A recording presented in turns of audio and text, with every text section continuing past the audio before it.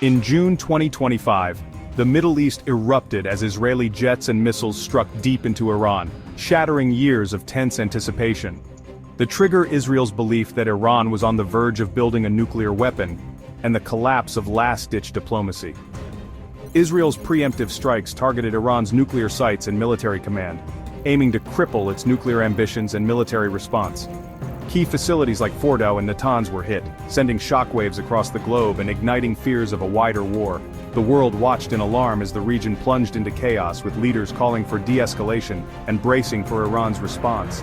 As the dust settled from the first strikes, the world waited anxiously for what would come next.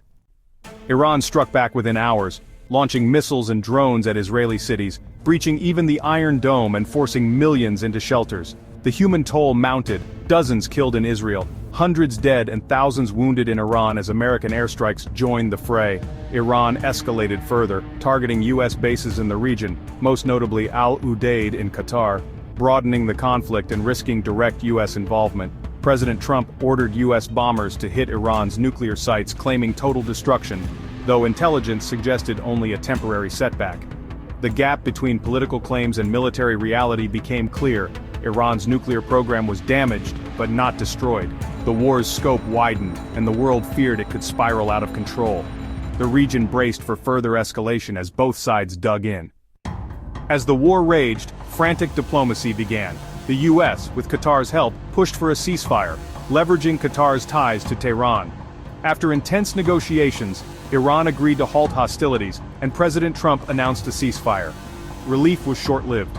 The truce quickly collapsed amid mutual accusations of violations and renewed skirmishes. Deep mistrust and unresolved grievances made lasting peace elusive.